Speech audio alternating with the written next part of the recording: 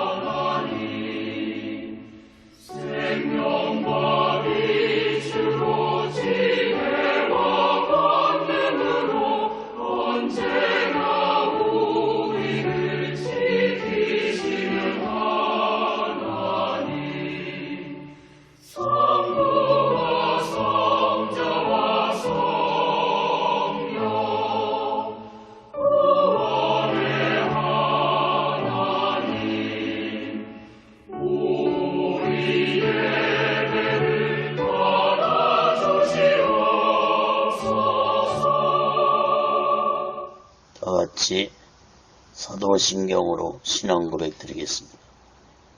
전능하사 천지를 만드신 하나님 아버지를 내가 믿사오며 그 애아들 우리 주 예수 그리스도를 믿사오니 이는 성령으로 잉태하사 동정녀 마리아에게 나시고 본디오 빌라도에게 고난을 받으사 십자가에 못 박혀 죽으시고 장사한 지 사흘 만에 죽은 자 가운데서 다시 살아나시며 하늘에 오르사 전능하신 하나님 우편에 앉아 계시다가 저희로서 산 자와 죽은 자를 심판하러 오시리라.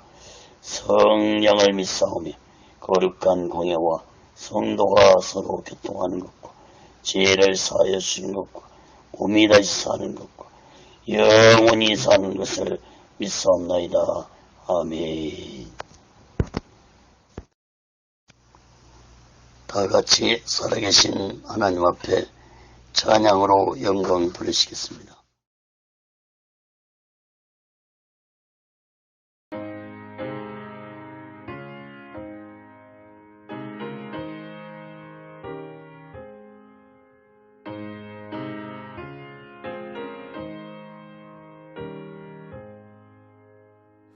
웬 말인가 날 위하여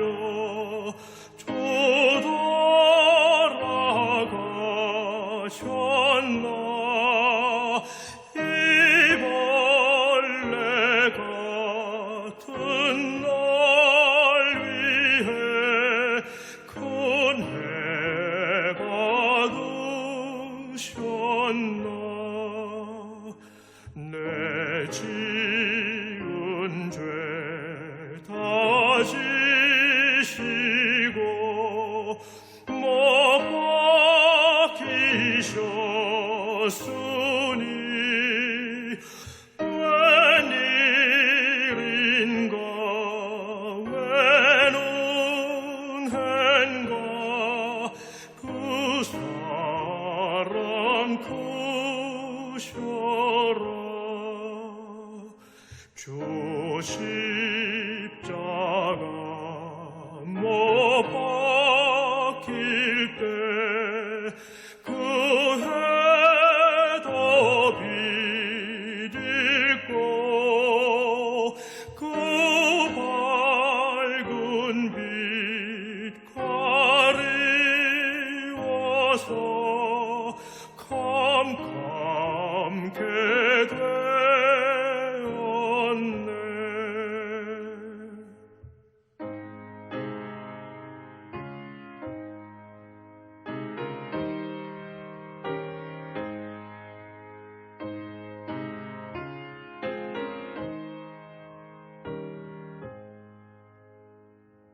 나 십자가 대하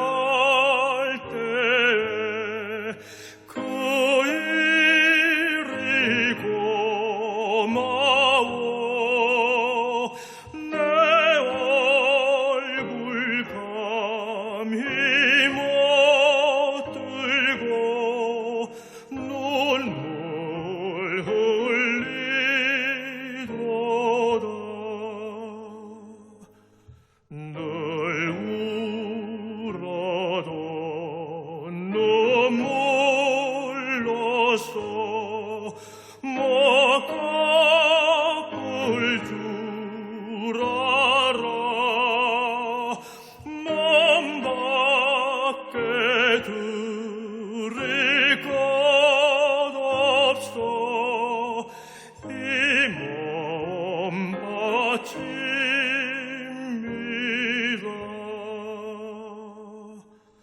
아멘.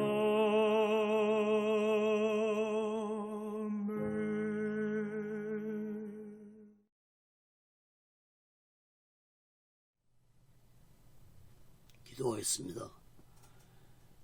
걸어가신 하나님 아버지, 살아계신 하나님 아버지 앞에 신령과 진정한 예배를 드리게 하여 주시옵소서.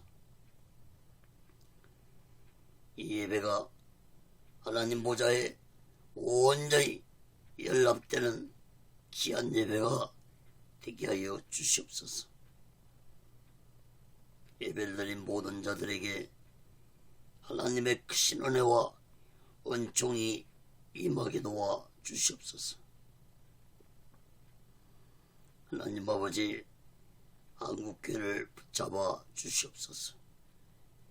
북녘에 무너진 하나님의 재단도 수축해 주시옵소서. 이 땅에서 두 번 다시 동족 간에 전쟁이 일어나지 않도록 하나님의 주권으로 온전히 막아주었기를 간절히 원합니다. 저희 선생의 장벽이 하나님의 말씀으로, 예수 그리스도의 능력으로, 성령님의 역사로 무너지게 하여 주시옵소서.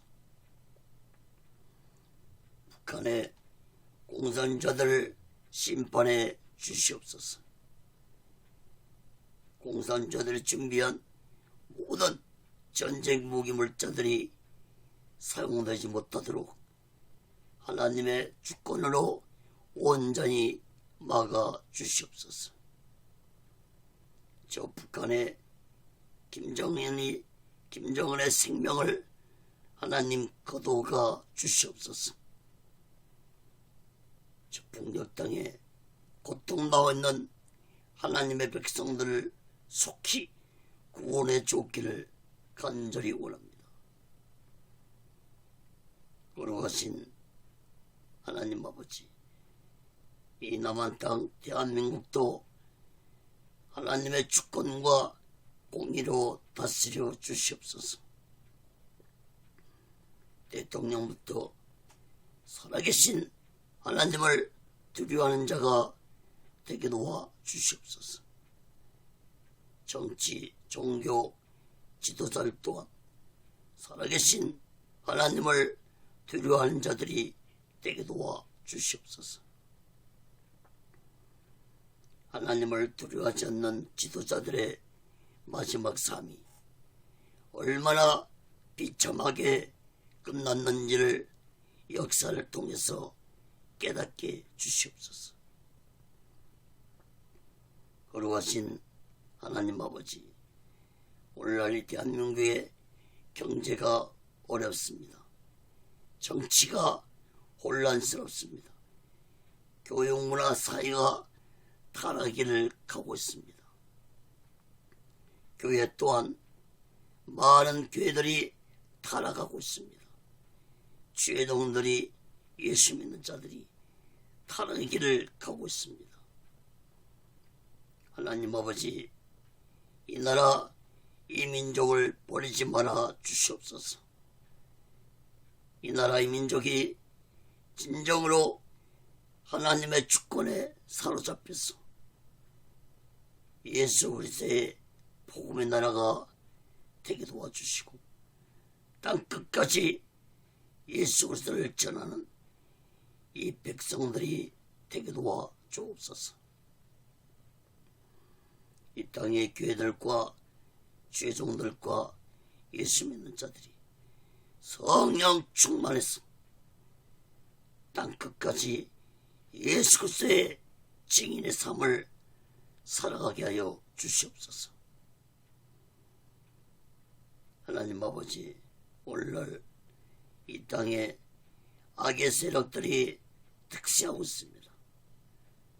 사회주의 사상을 가진 주석파 세력들을 하나님의 능력으로 심판해 주시옵소서. 하나님 아버지, 악한 법들이 국회를 통과하려 하고 있습니다. 동성애법과 차별금지법이 국회를 통과하지 않도록 온전히 막아 주시옵소서. 이 민족이 진정으로 하나님의 주권과 공의를 받으며 살아가는 거룩한 백성들이 되게 도와 주시옵소서. 걸어가신 하나님 아버지, 오늘 시간에도 하나님의 말씀이 전해질 때 이 말씀이 땅끝까지 전파되게 도와 주옵소서.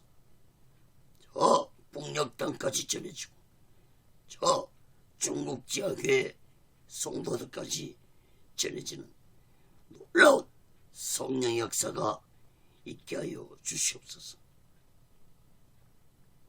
이 말씀을 듣는 자들마다 오직 예수 마음과 오직 예수 신앙으로 살아가도록 인도해 주시고 다스려 주시옵소서. 오직 예수를 연원도 하나님의 주권 속에서 온전히 인도해 주시고 다스려 주시고 세워 주시옵소서. 거룩하신 하나님 아버지, 2022년도 마지막 주일입니다.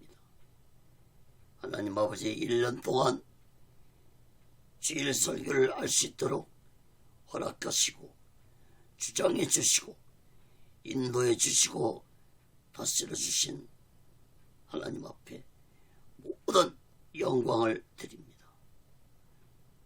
하나님 아버지, 앞으로도 계속 하나님의 말씀에 강해 설교 66권 강해 설교를 마치시도록 건강으로 영적으로 성령 충만해서 진실로 하나님의 말씀을 온 세상에 전파하시도록 이 부족한 종을 붙잡아 주시고 온전히 말씀의 도구로 성령의 도구로 사용하여 주시옵소서. 오늘 시간에도 이 부족한 종을 성령의 도구로 말씀의 도구로 온전히 사용하여 주시옵소서. 모든 영광을 하나님께 드리며 예수 그리스도로 간절히 기도하옵나이다. 아멘. 할렐루야. 오직 예수. 지난 시간에서 요한복음 1장 34절에서 요한복음 1장 끝절까지 51절까지 말씀을 전하겠습니다. 선택받은 자요, 이러한 제목으로 하나님의 말씀을 전할 때 여러분 모두에게 하나님의 크신 은혜와 은총이 임하기를 예수 그리스도로 간절히 축원합니다.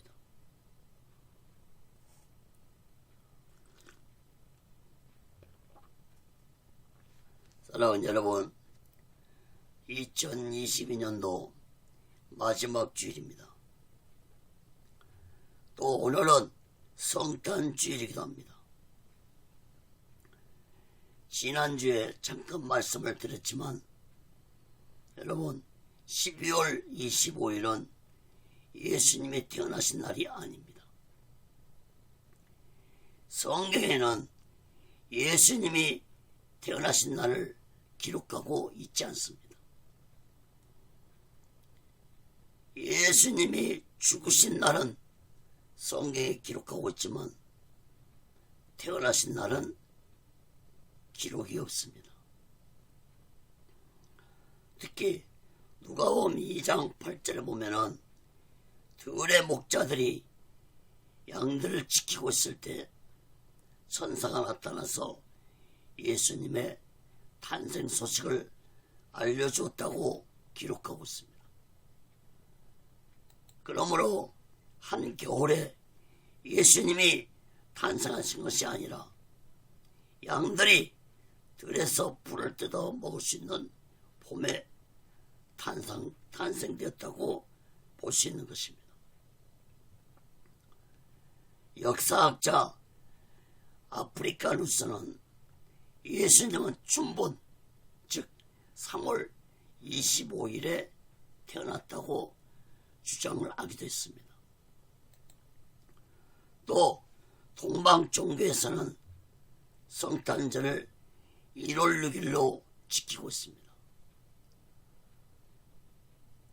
그런데 왜 12월 25일로 성탄절이 지켜졌냐면은 주 336년에 로마 가톨릭이 기독교가 국교화되면서 로마 가톨릭은 로마의 태양신 축제일을 12월 25일로 지켰는데 이날을 예수님이 탄생한 날로 지키게 만들었습니다.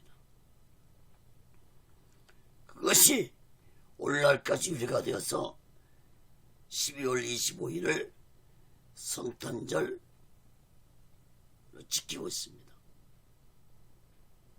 그러므로 12월 25일 성탄절은 로마 가톨릭에서 유래가 되었다고 보아야 할 것입니다.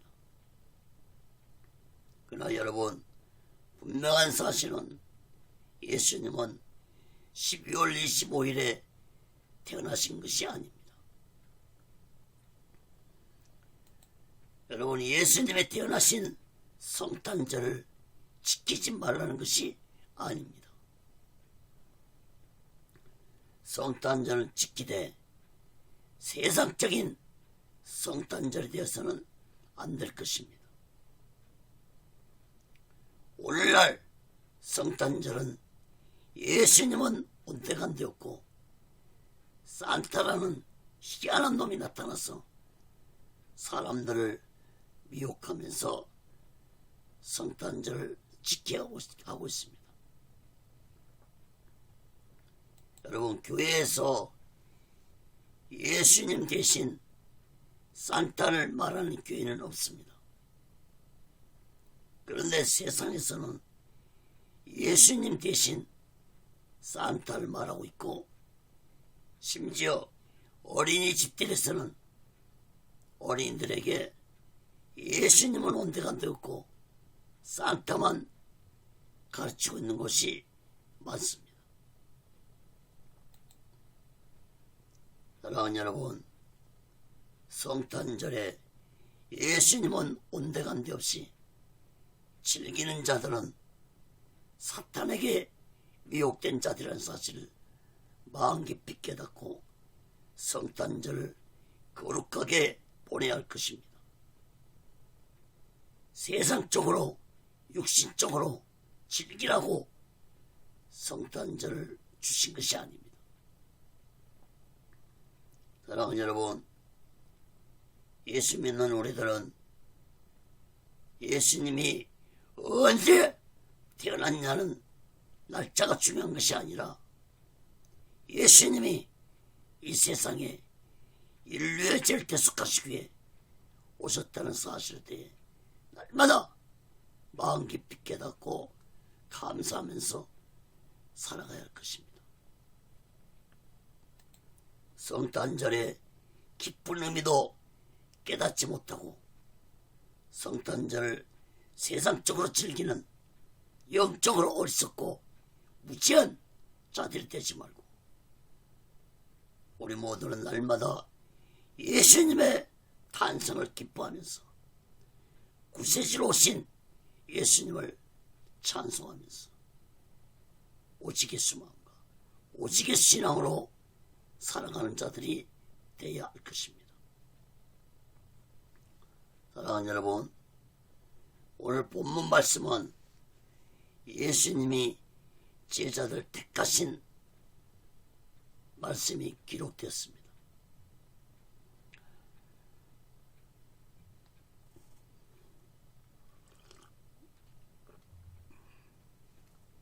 사복음서 모두 다 예수님이 제자를 택하신 모습이 기록이 되었지만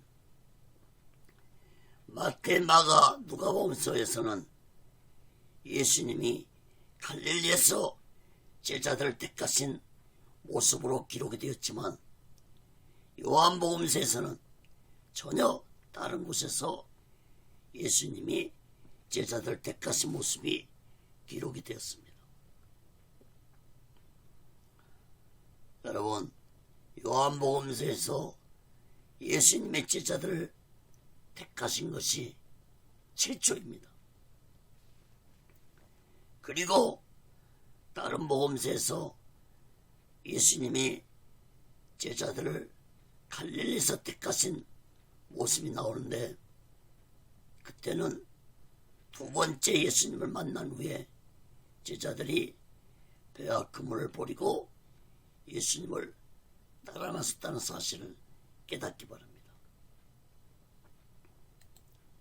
사랑하는 여러분, 갈릴리 바다에서 어부 생활하다가 죽을 수밖에 없었던 자들이 예수님의 선택을 받아 예수님 제자가 되어서 위대한 인생을 살았던 것처럼 우리 또한 예수님의 선택을 받아 잠깐 살다가는 우리의 인생을 보람차고 귀하게 살아가는 자들이 되시기를 간절히 바랍니다. 이제 다사다난했던 2020년도 2022년 한 해도 이제 다 저물어가고 있습니다. 사랑하는 여러분, 올 한 해 오직의 수마음과 오직의 신앙으로 살지 못했다면 다가오는 2023년 새해에는 예수님이 나를 선택해 주시고 구원해 줬다는 이 사실을 마음 깊이 깨닫고 우리 모두 다 이 마지막 때에 오직의 수마음과 오직의 신앙으로 마지막 날 준비하고 다시 오실 주님 예수 그리스도를 기다리며 살아가는 지혜로운 믿음의 사람들이 되시기를 예수 그리스도로 간절히 축원합니다. 그럼 첫 번째로 요한복음 1장 35절에서 42절까지 보면은 선택감 받은 안드레와 요한과 베드로입니다. 예수님은 사역을 시작하기 전에 먼저 제자들을 택하셨습니다.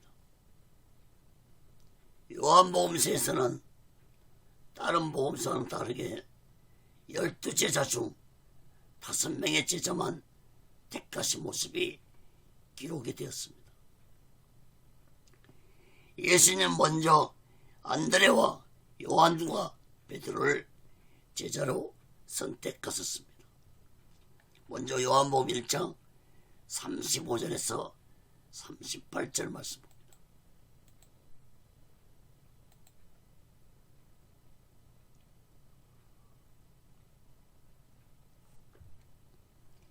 또 이튿날 요한이 자기 제자 중 2사람이 함께 섰다가 예수의 다니심을 보고 말하되 보라 하나님의 어린 양이로다. 두 제자가 그의 말을 듣고 예수를 쫓거늘 예수께서 돌이켜 그 쫓는 것을 보시고 물어 가라사대 무엇을 구하느냐 가로되 랍비여 어디 계시오니까 하니 랍비는 번역하면 선생이라. 여러분, 예수님에게 물세를 준 세례요한은 그 다음 날도 요단강가에서 회개를 외치며 백성들에게 물세례를 주고 있었습니다. 이때 예수님이 지나가신 것을 본 세례요한은 다시 또 외칩니다.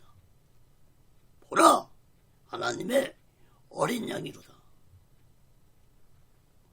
그리고 자신의 제자 두 사람을 예수님께 보냈습니다.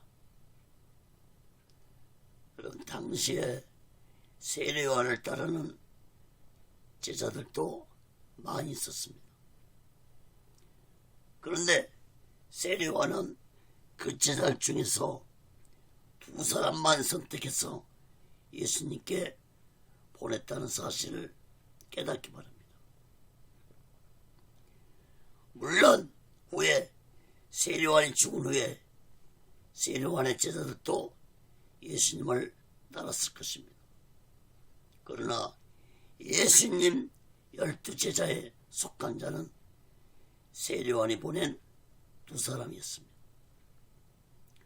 37절, 38절을 주목해 보시기 바랍니다.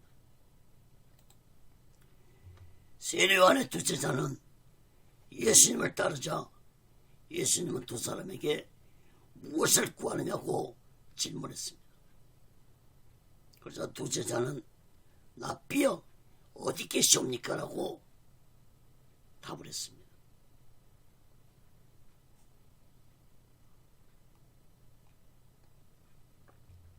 랍비라는 말은 아랍어로 나의 존경하는 분이라는 의미를 가지고 있습니다. 그러므로 두 제자의 대답은 예수님이 계신 곳에 가서 더 많은 가르침을 받기를 원한다고 그런 의미로 예수님에게 다가갔습니다. 이어서 39절, 42절 말씀 봅니다. 예수께서 가라사대 아보라 아보라 그러므로 저희가 가서 계신들 보고 그날 함께 거하니 때가 제 10쯤 되었더라. 요한의 말 듣고 예수를 쫓는 두 사람 중에 하나는 시몬 베드로 형제 안드레라. 그가 먼저 자기 형제 시몬을 찾아 말하되 우리가 메시아를 만났다고. 메시아는 번역하면 그리스도라. 데리고 예수께로 오니 예수께서 보시고 가라사대 네가 요한의 아들 시몬이니 장차 게바라 아니라 하시니라. 게바는 번역하면 베드로라. 예수님은 세례요한의 두 제자와 함께 거하셨다고 했는데 때가 제 10시쯤 되었다고 했습니다. 여러분 10시면은 우리나라 시간으로는 오후 4시가 됩니다. 여러분 요한복음서를 기록한 사도 요한이 이렇게 시간을 기록한 것은 예수님을 만난 이 날이 역사적 날이었다는 것을 강조하기 위해서 시간을 기록했다고 볼 수 있습니다. 사랑하는 여러분, 우리 또한 예수님께 선택함을 받은 날이 나의 인생의 역사적 날이 되기를 바랍니다. 안드레와 사도 요한은 예수님과 함께 하룻밤을 보냈습니다. 40절 말씀을 주목해서 보시기 바랍니다.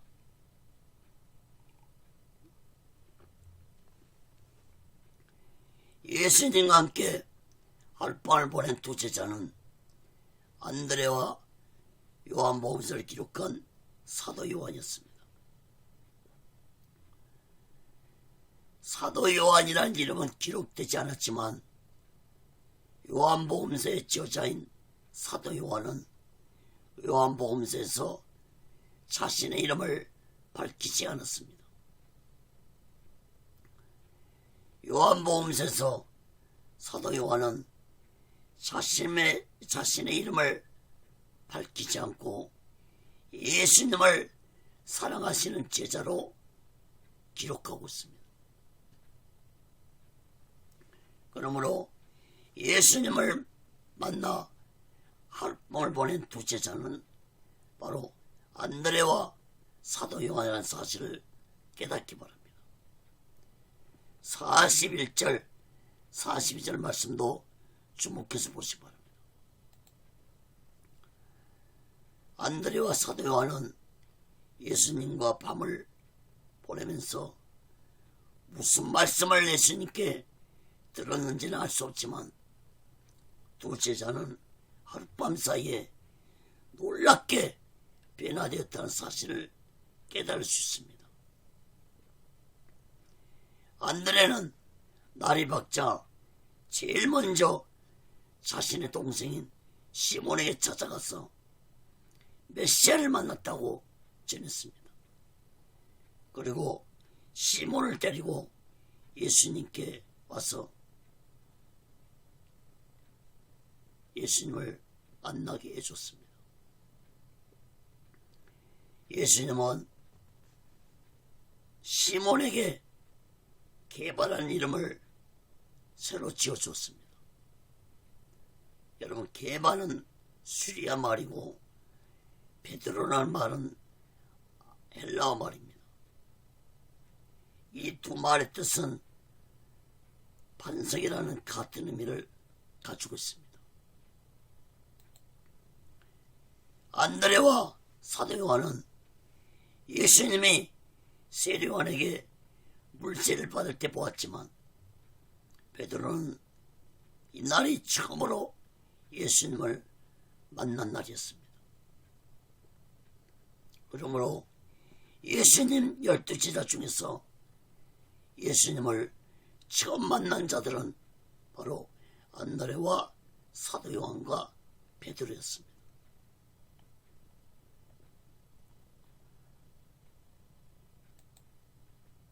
사랑하는 여러분, 우리는 여기에서 생각해 보아야 할 것이 있습니다. 세례 요한이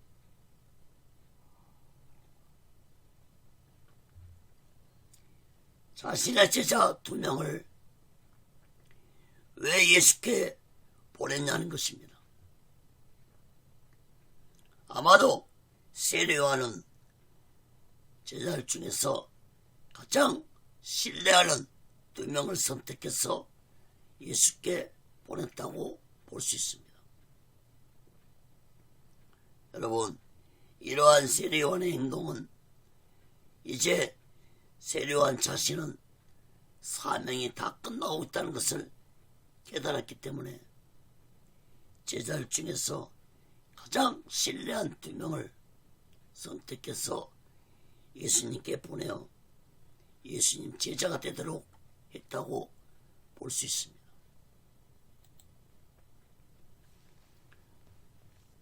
또한 예수님도 그러한 세례 요한의 마음을 깨달았기 때문에 2 사람을 받아들였을 것입니다. 여러분, 또 한 가지 우리가 생각해 볼 것은 안드레와 사도 요한과 베드로가 예수님을 만나고 즉시로 예수님을 따르지 않았다는 것을 볼 수 있습니다. 마태, 마가, 누가복음서를 보면은 예수님이 세례 요한에게 물세를 받으신 후에 광야로 가서 40일 금식을 하셨다는 것이 기록이 되어 있습니다. 그러므로 예수님을 처음 만난 안드레와 사도 요한과 베드로는 예수님이 금식하시러 광야로 들어가시자 갈릴리로 가서 어부 생활을 하고 있었다고 볼 수 있습니다. 마태, 마가, 누가복음에서는 예수님이 40일 금식 후에 갈릴리로 가서서 제자들에게 나를 따라오라 했을 때 그들은 주저없이 모두 다 버리고 예수님을 따라 나설 수 있었던 것은 전에 그들이 예수님을 만나보았기 때문에 순종할 수 있었습니다. 사랑하는 여러분, 안드레와 베드로와 사도 요한은 갈릴리에서 고기를 잡는 어부들이었습니다. 사도 요한에 대해서는 요한복음 서두의 말씀을 살펴볼 때 사도 요한에 대해서 살펴보았습니다. 그러므로 안드레와 베드로를 살펴보겠습니다. 여러분, 안드레는 베드로의 친형이었습니다. 그러나 안드레는 성격이 조용한 반면에 베드로는 성격이 불같은 성격을 가진 자였습니다.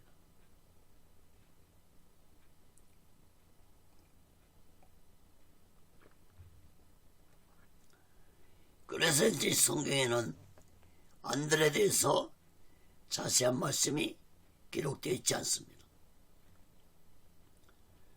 초대교회 문서에 의하면 안드레는 먼저 부름을 받은 사람이라고 초대교회 문서에 기록되어 있다고 합니다. 안드레는 맨 처음 예수님의 제자로 택함을 받은 자였습니다. 안드레 이름의 뜻은 사람이라는 뜻을 가지고 있는데 이 말을 다르게 번역하면 남자라는 뜻이 됩니다. 그래서 안드레 이름은 사람다운 사람, 남자다운 남자, 이런 뜻이 들어있습니다. 초대교회 문서에 의하면 안드레는 에베소를 중심으로 소아시아 지역에서 예수 그리스도의 복음을 전했고 또 러시아까지 가서 복음을 전했고 후에는 아가라는 지방까지 와서 복음을 전하다가 십자가형을 받고 순교했습니다. 순교당할 때 아가라 주지사는 안드레에게 말하기를 그대는 지금이라도 예수를 믿는 신앙을 포기하면 그대 목숨을 살려주겠다고 했습니다. 안드레는 지사에게 당신의 영혼을 간직하라고 말했다고 전해지고 있습니다. 역사학자 돌만 누만이라는 사람은 안드레의 마지막 기도문을 이렇게 기록해서 남겼습니다.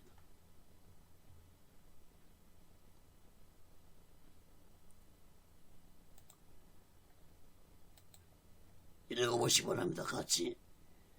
오 그리스도 예수님이시여, 나를 받아주소서. 내가 본 그분, 내가 사랑한 그분, 그분 안에서 나는 내가 되었습니다. 주님이시여, 예수님의 영원한 나라의 평안 가운데 이제 나의 영혼을 받아 주시옵소서. 여러분, 안드레는 이 기도를 마친 후에 십자가에서 숨을 거뒀다고 기록했습니다.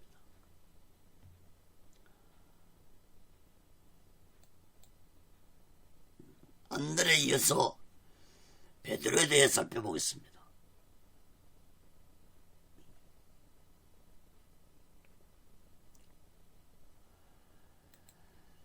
베드로는 형 안드레를 통해서 예수님을 만나보았습니다. 베드로의 본래 이름은 시몬이었습니다. 형 안드레의 인도로 예수께 나온 시몬에게 예수님은 베드로라는 새로운 이름을 지어주었습니다.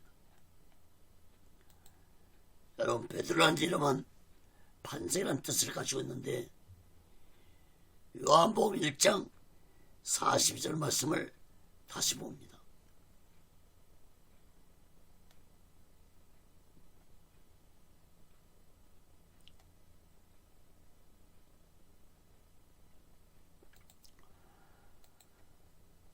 데리고 예수께로 오니 예수께서 보시고 가라사대 네가 요한의 아들 시몬이니 장차 게바라 하리라 하시니라. 게바는 번역하면 베드로라.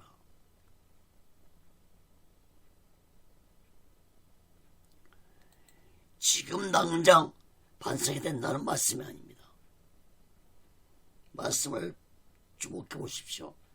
장차 반석이 될 것이라고 말씀입니다. 장차 개발하리라. 여러분, 이것은 바로 예수님이 먼 미래를 내다보고 베드로에게 하신 예언적인 말씀이었습니다. 또한 예수님은 공생의 기간 동안에도 베드로에게 말씀하시기를 마태복음 16장 18절에 보면은 또 내가 내게 이르노니 너는 베드로라. 내가 이 반석 위에 내 교회를 세우리니 음부의 권세가 이기지 못하리라. 여러분, 예수님 말씀대로 베드로는 초대교회 지도자가 되어서 예수 그리스도의 복음을 전하며 성도들을 잘 가르치고 양육했습니다. 베드로 역시도 고린도까지 가서, 고린도는 오늘날 그리스를 말하는데 그리스에서 복음을 전하다가 로마에까지 가서도 복음을 전했습니다. 그래서 로마에서 박해가 심해지자 베드로는 오늘날 로마 언덕을 박해를 피해서 로마 언덕을 넘어갈 때 길에서 예수님을 만났습니다. 고바디스라는 유명한 영화에도 나오는 대사입니다. 고바디스라는 말이 주여 어디로 가시나이까 의미입니다. 베드로는 예수님이 지나가시는 것을 보고 주여 어디로 가시나이까 질문하자 예수님이 말씀하시기를 나는 네가 버리고 간 양떼들이 있는 로마에 가서 죽기 위해서 간다고 말씀하자 베드로는 다시 로마로 들어가서 복음을 전하다가 십자가에서 거꾸로 매달려 죽었다고 합니다. 역사 전승에 가면은 베드로는 이렇게 말했답니다. 나는 감히 예수님이 매달려 돌아가신 십자가의 모습 그대로 죽을 수 없으니 나는 십자가에 거꾸로 매달려 죽게 해달라고 말했다고. 그래서 베드로는 십자가에 거꾸로 매달려서 순교를 했습니다. 사랑하는 여러분, 예수님의 선택을 받은 제자들이 오직 예수 그리스도의 복음을 전하며 죽도록 충성을 다하고 순교하셨던 것은 제자들이 성령께 사로잡혀 있었기 때문에 끝까지 순교하면서까지 사명을 감당할 수 있었다는 사실을 우리들은 마음 깊이 깨닫기 바랍니다. 사랑하는 여러분, 2022년도 한 해가 다가오고 있습니다. 여러분, 예수님께 선택받아서 구원받는 것에 만족하지 말고 이 마지막 때 우리 모두 다 성령 충만받아서 오직의 수만과 오직의 신앙으로 마지막 날 준비하고 다시 오실 주님 예수 그리스도를 기다리며 살아가는 지혜로운 믿음의 사람들이 되시기를 예수 그리스도로 간절히 축원합니다. 그럼 두 번째로 요한복음 1장 43절에서 46절까지 보면 선택함 받은 빌립입니다. 예수님은 안드레와 사도연과 베드로에 이어서 빌립을 제자로 선택했습니다. 요한복음 1장 43절 46절 봅니다.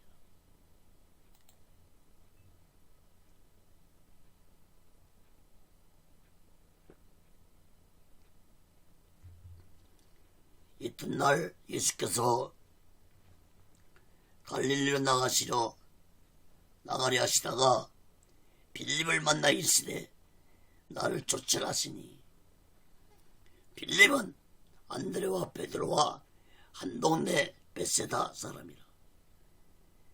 빌립이 나다나엘을 찾아 이르되 모세가 율법에 기록하였고 여러 선자가 기록한 그 일을 우리가 만났으니 요셉의 아들 나사렛 예수니라. 나다나엘이 가로되 나사렛에서 무슨 선한 것이 날 수 있느냐. 빌립이 가로되 와보라 아니라 와보라. 여러분, 빌립은 안드레와 베드로와 같은 고향 벳세다 사람이었습니다. 여러분, 벳세다는 갈릴리 바다 북쪽 해안에 있지 않은 어촌이었습니다. 그리고 빌립도 이곳에서 어부생활하며 살았습니다.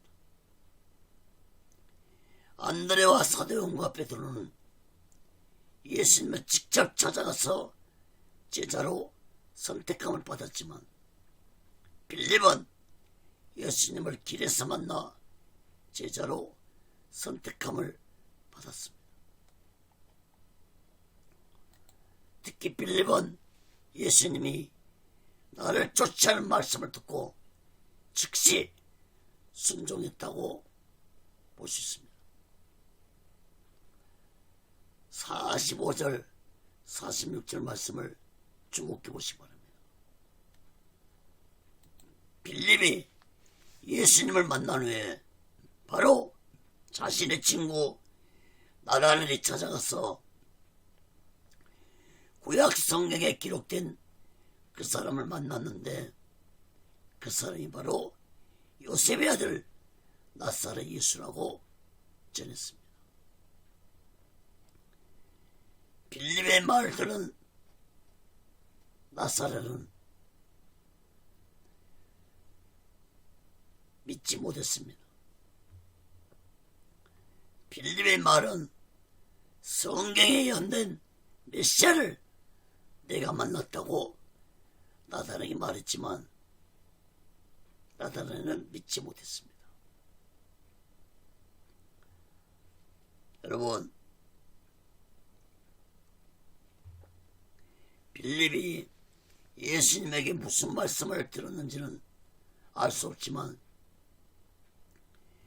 예수님은 빌립에게 성경에 대한 말씀을 해줬을 때 빌립은 예수님이 메시아라는 사실을 믿게 된 것입니다. 빌립이 메시아를 만났다는 말을 들은 나다나엘은 나사렛에서 무슨 선한 것이 날 수 있냐고 대답했습니다. 빌립의 말을 믿지 못하겠다는 것입니다. 나다나엘. 당시에 나사렛은 이방 나라와 접경 지역이 있었기 때문에 이방인들과 접촉이 많았습니다. 그래서 이방의 갈릴리라고 불리기도 했습니다. 여러분, 유대인들은 이방인과 접촉한 사람이나 물건까지도 불결하게 여겼으므로 나사렛 사람들을 천하게 여겼습니다. 그러므로 나다나엘의 말은, 나다나엘이 나사렛에서 무슨 선한 것이 날 수 있냐, 이 말은 나사렛처럼 천한 곳에서 어떻게 메시아가 태어날 수 있냐는 말이었습니다.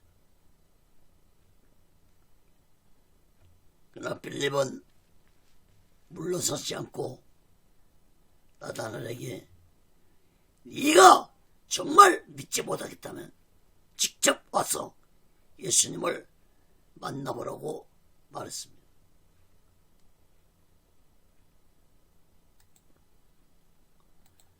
사랑하는 여러분, 나다나엘이 예수님의 제자가 될 수 있었던 것은 예수님의 선택하심도 있었지만 빌립과 같은 친구가 있었기 때문에 예수님을 만날 수 있었습니다.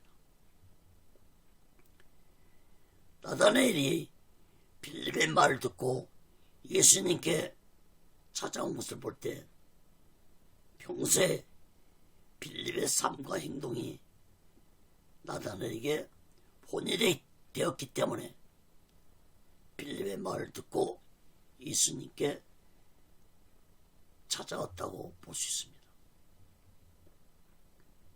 여러분, 예수 믿는 자들이 평소에 바른 삶을 살아야 예수 믿으라고 전도했을 때 전도 효과가 있는 것입니다. 내가 살아가는 삶이 상대방 보기에 세상 사람보다 못한다면 아무리 예수 믿으라고 해도 전도 효과가 나타나지 않을 것입니다. 사랑하는 여러분, 초대교회 문서에는 빌립은 소아시아를 중심으로 전도를 했습니다.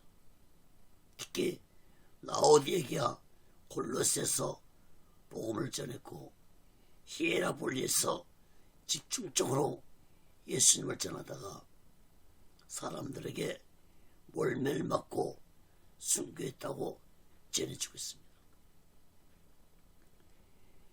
히에라볼리는 오늘날 터키에 있는 파묵칼레라고 불려주고 있는데 이 파묵칼레에는 빌립의 순교한 교회터가 아직도 남아있습니다. 사랑하는 여러분, 빌립의 나이는 정확히 알 수 없지만 젊은 나이에 예수님을 만나 예수님께 선택을 받은 후에 빌립은 오직 예수를 위해서 모든 인생을 바치며 살아온 빌립의 인생은 참으로 귀한 삶이었고 복된 인생이었습니다. 사랑하는 여러분, 우리가 예수님을 믿고 있다면 우리 모두는 예수님의 선택하심을 받은 자들입니다. 믿으시기 바랍니다. 우리가 예수님을 믿고 있다면 우리는 예수 그리스도의 선택을 받은 자들입니다. 죄로 인해 지옥 유황불 속에 들어갈 수밖에 없는 나를 웬 말인지 웬 은혜인지 나를 선택하소서, 나를 구원해줬다는 이 놀라운 사실을 우리들은 마음 깊이 깨닫고 이 마지막 때에 오직 예수 마음과 오직 예수 신앙으로 마지막 날 준비하고 다시 오실 제일 매식소를 기다리며 살아가는 지혜로운 믿음의 사람들이 되시기를 예수 그리스도로 간절히 축원합니다. 그 세 번째로 요한복음 1장 47절에서 끝절 51절까지 보면 선택감 받은 나다나엘입니다. 나다나엘은 빌립의 전도로 예수님을 만나게 되었고 예수님의 제자로 선택을 받았습니다. 요한복음 1장 47절에서 51절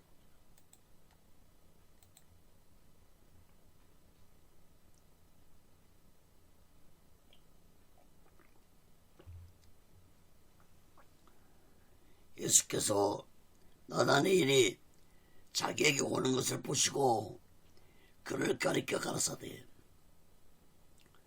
보라 이는 참 이스라엘 사람이라 그 속에 간사한 것이 없도다. 나다나엘이 가로되 어떻게 나를 아시나이까? 예수께서 대답하여 가라사대 빌립이 너를 부르기 전에 내가 무화과나무 아래 있을 때 보았노라. 나다나엘이 대답하되 나비여 당신은 하나님의 아들이시오 당신은 이스라엘의 임금이로소이다. 예수께서 대답하여 가라사대 내가 너를 무화과나무 아래서 보았다므로 믿느냐? 이보다 더 큰 일을 보리라. 또 가라사대 진실로 진실로 너에게 이르노니 하늘이 열리고 하나님의 사자들이 인자에 오르락 내리락 하는 것을 보리라 하시니라. 여러분 나다나엘이라는 이름은 요한복음서에만 기록이 되었습니다. 마태, 마가, 누가복음서에서는 바돌로메로 기록이 되었습니다. 바돌로메라는 이름은 바는 아들이란 뜻이고 뒤에 붙은 돌로메는 곧 돌로메의 아들이란 의미입니다.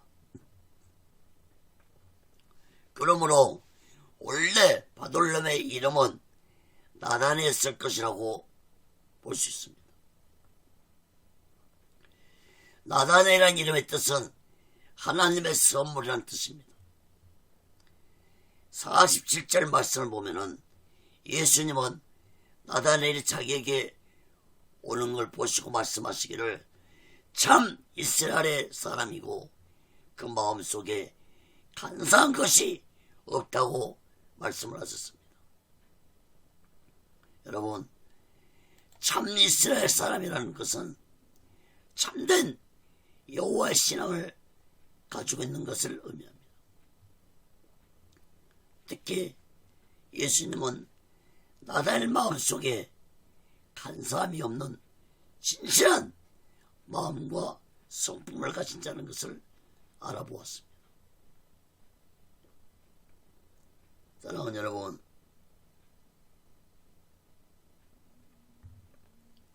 당시에 이스라엘은 종교적으로 사회적으로 타락한 시대였습니다.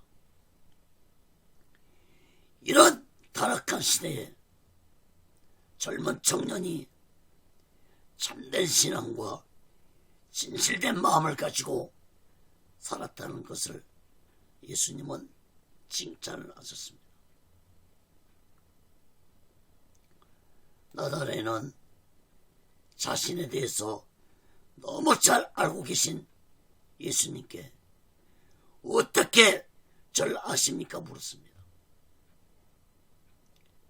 그러자 예수님은 빌립이 너를 부르기 전에 내가 무화과나무 아래 있을 때 보았다고 말씀했습니다. 유대인들은 무화과나무 그늘에 앉아서 율법을 묵상하고 기도도 하는 시간을 가졌습니다. 나다나엘도 평소에 무화과나무 밑에서 기도도 하면서 율법을 묵상하는 것을 예수님이 보신 것입니다. 이런 나다나엘의 모습을 예수님은 이미 유심히 지켜보았던 것입니다. 여러분 47절에서 51절까지 보면은 보았다는 의미의 말씀이 6번 언급되고 있습니다.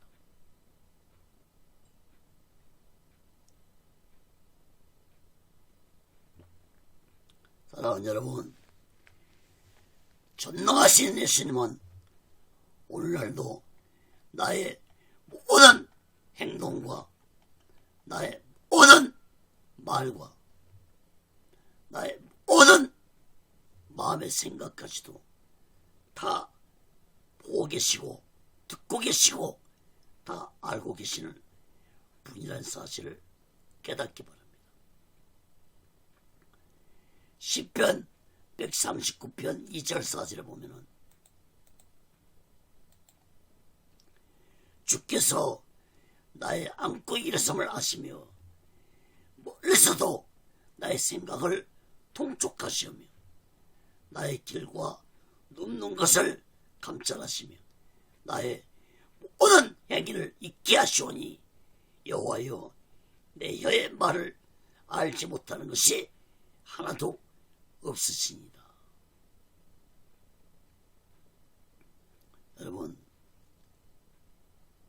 예수님은 우리의 모든 걸 다 알고 계십니다. 우리의 생각까지도 알고 계십니다. 전능하신 예수님, 우리를 지켜보고 있다는 사실을 마음 깊이 깨닫고 살아가시기 바랍니다. 다시 올 본문 49절 말씀을 주목해서 보시기 바랍니다. 나다나엘은 나비여 당신은 하나님의 아들이시오 당신은 이스라엘의 임금이로소이다.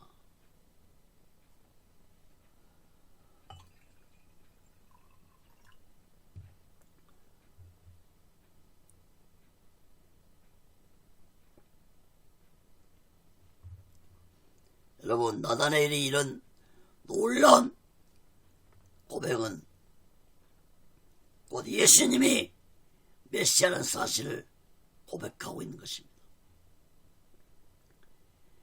빌립이 나다나엘 자신에게 구약에 예언된 메시아를 만났다고 말해주었는데 나다나엘 자신도 예수님이 메시아가 맞다고 고백을 한 것입니다.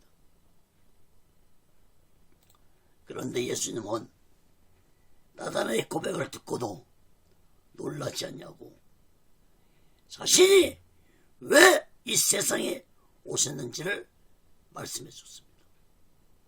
50절 51절 말씀을 주목해 보시기 바랍니다. 예수님은 나다나엘에게 내가 너를 무화과나무 아래서 보았다 하는 것으로 네가 메시아라는 것을 믿느냐고 말씀했습니다. 예수님이 이 말씀한 곧 자신은 유대인 너희들이 기다리고 있는 정적인 메시아가 아니라는 것을 말씀해 주신 것입니다. 그리고 예수님은 나다나엘에게 더 큰 일을 볼 것이라고 말씀해 주셨습니다. 51절 말씀 보시기 바랍니다. 하늘이 열리고 하나님의 사자들이 인자 위에 오르락 내리락 하는 것을 볼 것이라고 말씀했습니다. 여러분, 예수님이 나다나엘에게 자세한 말씀은 안 했지만 예수님이 말씀하신 더 큰 일을 볼 것이라는 말씀은 무엇을 의미하고 있는 말씀입니까? 그 큰 일은 곧 예수님이 십자가에서 죽으시고 3일 만에 부활하실 것을 말씀하신 것입니다. 그리고 하늘이 열릴 것이라는 말씀도 예수님이 부활 승천에서 하나님과 인간 사이에 중보자가 되실 것이라는 의미의 말씀을 하신 것입니다.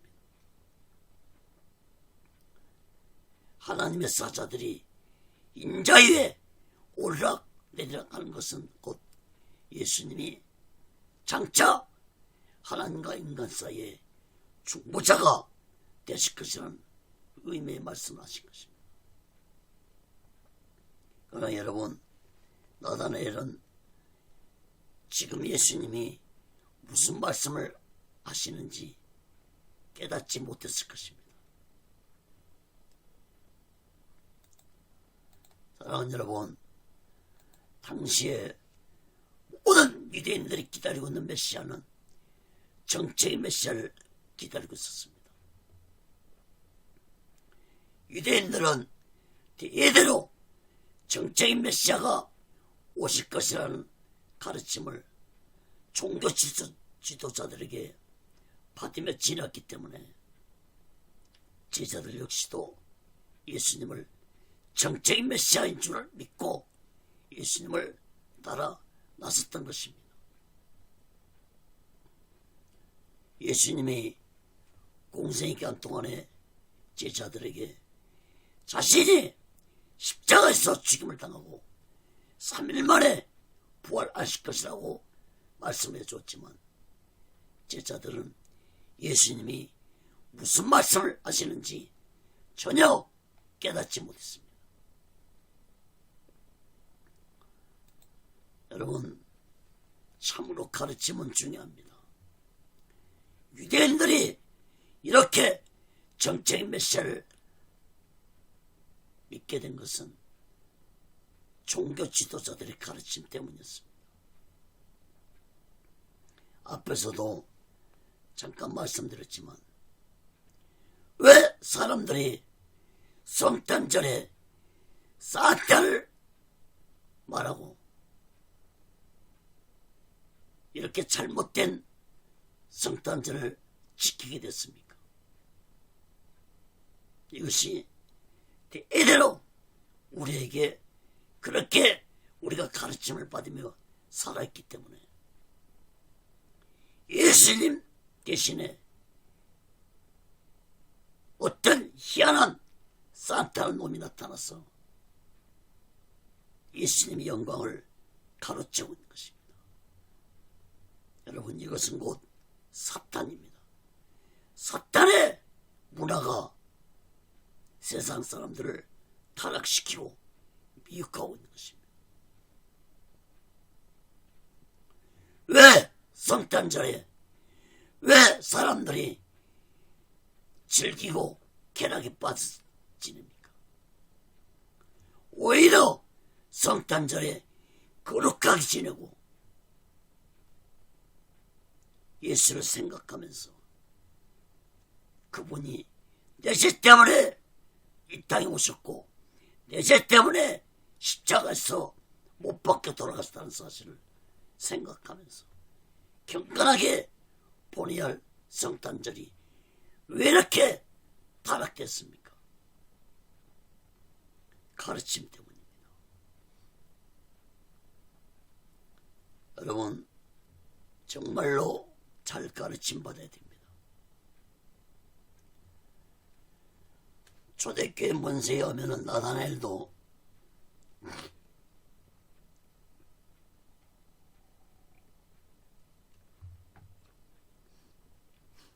인도까지 가서 복음을 전하다가 붙잡혀가지고 칼로 온몸에 살갗을 벗기우고 십자가에 매달려 죽게 했습니다. 그리고 악한 자들은 나단의 시체를 바다에 던졌다고 전해지고 있습니다. 사랑하는 여러분, 나단을 비롯한 제자들이 예수님이 왜 이 세상에 오셨는지를 깨닫게 된 것은 제자들이 마가다라 병에서 성령을 받은 후였어야 온전히 깨닫게 되어 예수님이 주신 사명을 땅 끝까지 전하며 죽도록 충성을 다했다는 사실을 깨닫기 바랍니다. 그러므로 오늘날도 교회를 다니고 예수님을 믿는다면 예수 그리스도가 누구인지 분명히 깨닫고 교회 다니고 예수 믿어야 할 것입니다. 예수가 누구신지 깨닫지 못하고 오직의 수마음과 오직의 신앙으로 살지 못하는 것은 성령을 받지 못했기 때문이라는 사실을 마음 깊이 깨달아야 할 것입니다. 사랑하는 여러분, 우리들이 제자들처럼 땅끝까지 복음을 전하며 죽도록 충성을 다하고 순교하지 못하더라도 우리들이 예수님의 선택을 받아 구원받은 자들이라면 이 마지막 때 우리 모두는 성령 충만받아서 오직의 수만과 오직의 신앙으로 마지막 날 준비하고 다시 오실 주님의 숙소를 기다리며 살아가는 지혜로운 믿음의 사람들 되시기를 예수 그리스도로 간절히 축원합니다. 말씀을 맺겠습니다.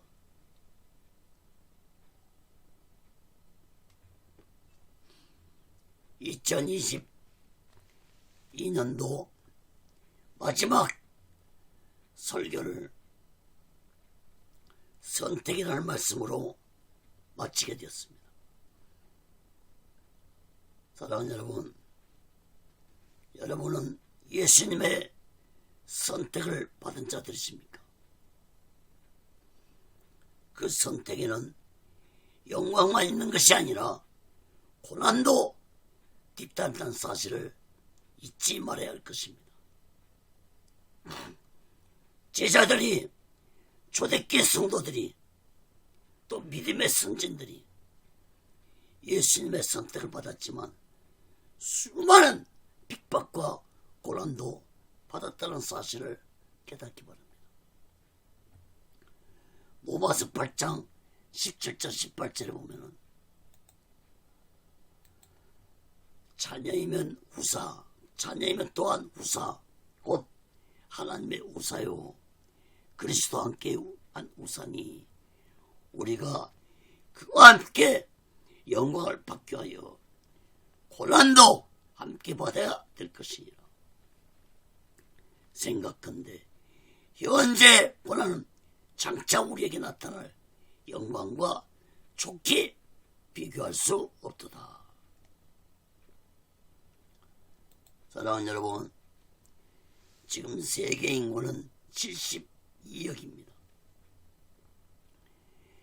이 72억 인구 중에서 예수님이 나를 선택해서 나를 구원해 주었다는 이 놀라운 사실을 마음 깊이 깨닫고 이 놀라운 은혜에 감사하면서 그 어떤 핍박과 고난이 찾아온다 할지라도 성령 충만 받아서 오직의 신앙으로 살아가는 자 되시기를 간절히 바랍니다. 요한복음 15장 16절에 보면은 너희가 날 택한 것이 아니요 내가 너희를 택하였었나니 이는 너희로 가서 가시를 맺게 하고 또 너희 가실이 항상 있게 하여 내 이름으로 아버지께 무엇을 구하든지 다 받게 하려 함이니라. 사랑하는 여러분, 갈릴리 바다에서 고기 잡으면서 어부생활을 하면서 생을 맞이했던 제자들이 예수님의 선택을 받아 예수님의 제자가 되고 12사도 반열에 오는 영광을 가지게 되었습니다. 그 영광은 그냥 찾아온 것이 아닙니다. 예수님의 선택을 받았어도 수많은 핍박과 고난을 이겨냈기 때문에 그들에게 12사도의 영광이 주어진 것입니다.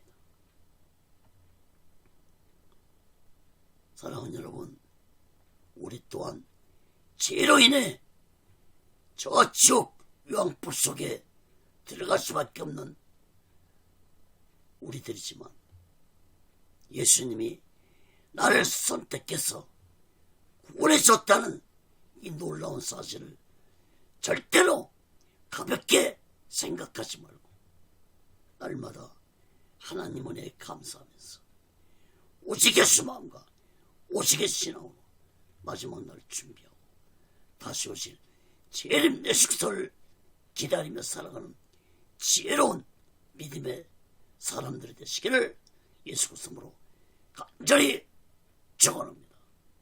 기도하겠습니다.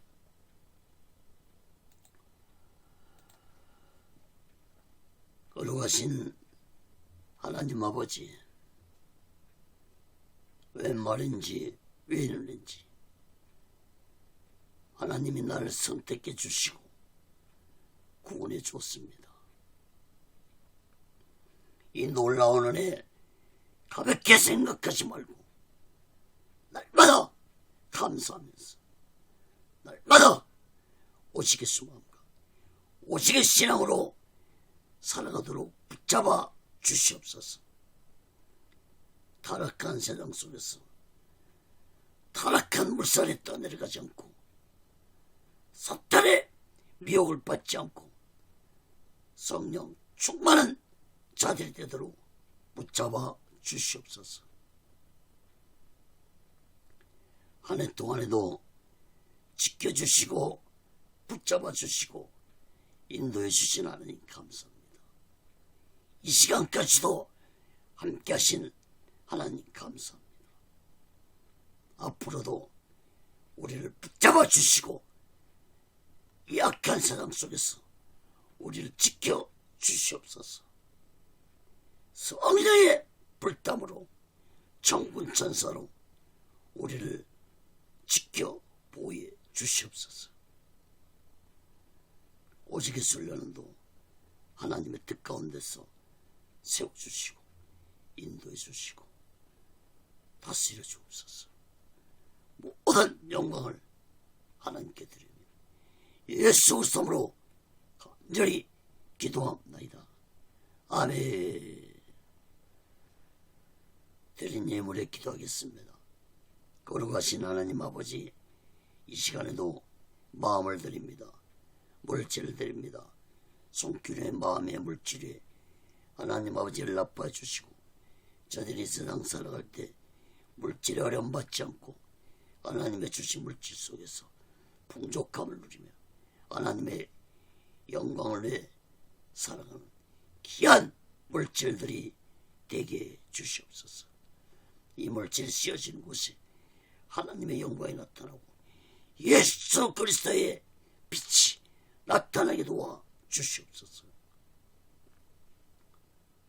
지금은 우리 죄를 대속하시고 십자가 위에서 온몸을 갈갈치시며 온몸에 물과 피를 흘리고 돌아가신 우리 주 예수 그리스도의 극진하신 은혜와 독생자 예수를 아낌없이 보내주신 하나님 아버지의 극진하신 사랑과 보혜사 성님의 교통하심과 내자심과 역사케 하심과 인도케 하심과 충만케 하심이 이제 날마다 나를 선택해 주시고 나를 구원해 주신 하나님의 은혜와 예수 그리스도의 극진한 사랑에 감사하면서 오직의 수마음과 오직의 신앙으로 살아가고 오는 저들의 믿음의 교회 위에 사업장 위에 자녀들의 모든 범사위에 이제부터